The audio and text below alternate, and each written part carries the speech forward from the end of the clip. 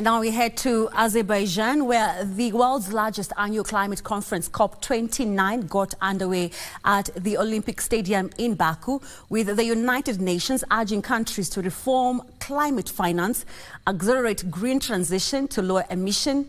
UN Climate Change Executive Secretary Simon Stiell said now it's time to show global cooperation and unity in tackling climate crisis.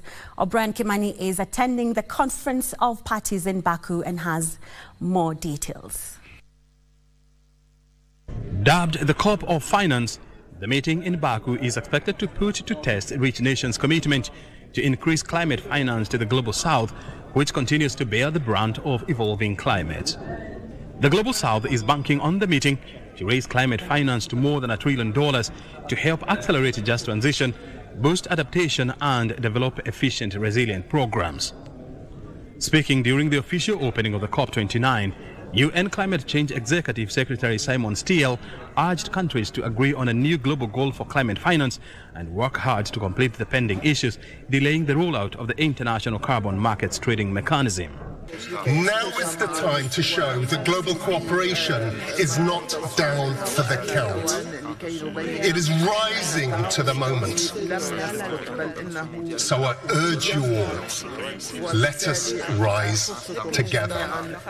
Non-state actors attending the meeting called on rich nations to increase climate finance to the Global South to help developing countries boost climate resilient programs. The election of former U.S. President Donald Trump and the absence of President Joe Biden has also raised concerns that one of the world's biggest polluters is not serious in joining hands with the rest of the world in addressing climate change. The expectation is low.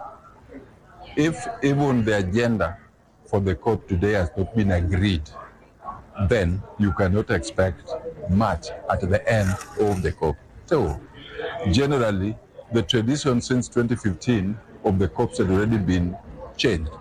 High-level presidential. The number of high-level presidential that attend a COP sends a very strong signal of the success at the beginning. It is the choice of the United States. If they don't want to be part of the global community, well, at the most, the world will continue without them. If they want to remain, to isolate themselves, it's their choice. So this is a global process. In the next 10 days, delegates from more than 200 countries are expected to ban the midnight oil, looking for better ideas to boost climate finance, accelerate resilient measures to address the pressing need of climate change. The 29th edition of the Conference of Parties got underway here at the Olympic Stadium in Baku, Azerbaijan. Just like many other COPs, the opening ceremony has never been the issue. It has always been a question of the quality of engagement, the dialogues, as well as the commitments made.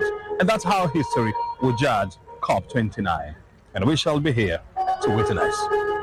From Baku in Azerbaijan, I'm O'Brien Kimani.